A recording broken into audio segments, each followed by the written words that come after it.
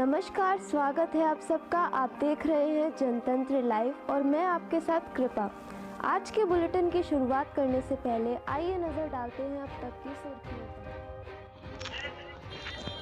पर। गोवर्धन तहसील क्षेत्र के सौंख मथुरा रोड पर स्थित महाराजा कॉलेज से निकाली गई किसान विजय यात्रा। यह यात्रा किसान विरोधी विधेयक बिल वापस होने के उपलक्ष्य में महाराजा ग्रुप के चेयरमैन प्रीतम सिंह, गोवर्धन ब्लॉक प्रमुख विपिक सिंह के द्वारा निकाली गई। इस किसान विजय यात्रा में काफ़ी संख्या में लोग शामिल हुए। ट्रैक्टर और मोटरसाइकिल पर यह यात्रा निकाली गई। वहीं किसान विजय यात्रा के सौंख में पहुंचने पर पुलिस प्रशासन ने आगे जाने की अनुमति नहीं दी और कहा कि किसी अधिकारी से परमिशन लें। वहीं पुलिस द्वारा आगे न जाने की परमिशन को लेकर पैदल ही चलकर सौंख क्षेत्र में स्थित अनोखी गेस्ट हाउस पर किसान विजय यात्रा में शामिल लोग पहुंचे। वहीं प्रीतम सिंह द्वारा किसान यात्रा में आगे लोगों को संबोधित किया गया और कहा कि प्रशासन द्वारा यह गलत कार्य किया गया है, जबकि 4 दिन पहले भाजपा द्वारा रैली निकाली गई थी, उसे किसी ने भी नहीं रोका था।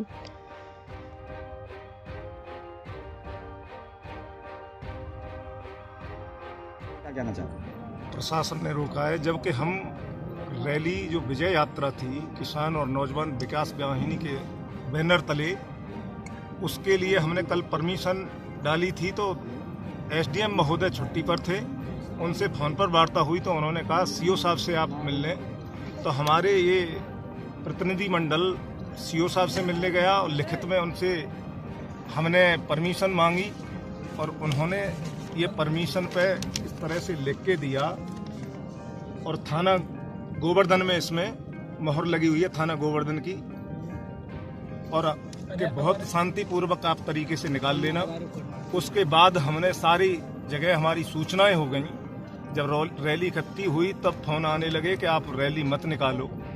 तो हमने फिर अनुरोध किया कि हम बहुत शांतिपूर्वक किसान विजय यात्रा निकाल रहे हैं। जो किसान 1 साल से लगातार सड़कों पर सर्दी में, गर्मी में, बारिश में लगातार जिन्होंने संघर्ष किया, जिन्होंने शहादत दी, बलिदान दिया, आज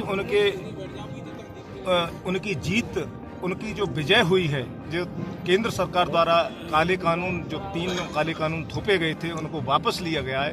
तो उसके उपलक्ष्य में किसान और नौजवानों ने संयुक्त ये एक विजय यात्रा निकालने का संकल्प लिया था और निकाल रहे थे।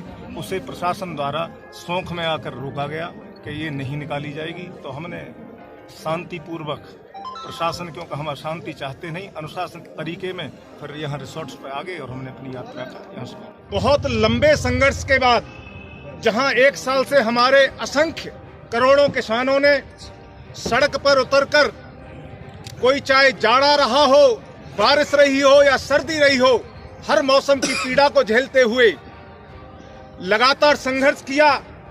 और जो किसान विरोधी काले कानून लाए थे केंद्र सरकार, उसे इनको अब इस टाइम पे जब किसानों की, बिल्कुल आपने देखा होगा कि लखीमपुर खीरी जैसी घटना, जहां किसानों को कुचलने वाली सरकार ने, और सरकार में कैबिनेट में जिस मंत्री को अपने पास में बिठा रखा हो, और तब बिल को वापस नहीं किया गया, जब उनको जगह जगह उपचुनावों में लगा के हमारी हार होने वाली है, तब ये बिलों का बड़ा लंबा संघर्ष किया।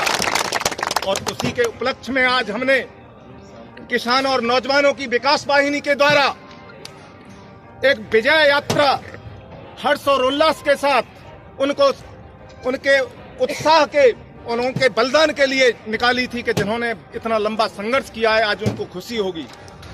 सत्ता पक्ष के द्वारा उस हर्ष को मना लिया गया। जिम्मेदार व्यक्तियों ने बिना किसी परमिशन के, जिसमें सांसद, मंत्री और विधायक और पार्टी के जिम्मेदार लोगों ने अपनी रैली निकाली, तब किसी शासन और प्रशासन के द्वारा उन्हें नहीं रोका गया। और आज जब किसान और नौजवानों ने अपनी आवाज को गांव और गरीब तक, किसान और मजदूर तक पहुंचाने का काम करने का ये विजय यात्रा निकाली, तो इसको रोकने का काम किया। आदरणीय बंधुओं, में बता देना चाहता हूं, हम भी बहुत शांत प्रिय और अनुशासित तरीके से चलने वाले हैं। और हमारा आंदोलन भी देखा होगा, किसानों ने 1 साल तक कितने अनुशासन में और शांति से आंदोलन को चलाया है।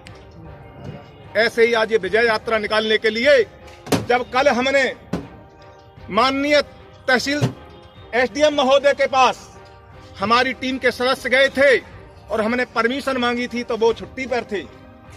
वहां से उनसे फोन पे वार्ता की तो उन्होंने सीओ साहब के पास भेज दिया और ये सीओ साहब को लिखित में आदेश दिया और उन्होंने इस पर कार्रवाई की। और देखो ये थाना गोवर्धन की मोहर भी लगी हुई है।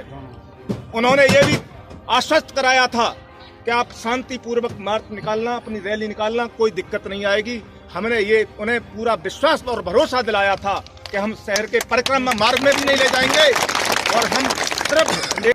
फिलहाल इस बुलेटिन में मेरे साथ इतना ही। आगे देश और दुनिया से जुड़ी तमाम ताज़ा खबरों के लिए देखते रहिए जनतंत्र लाइव।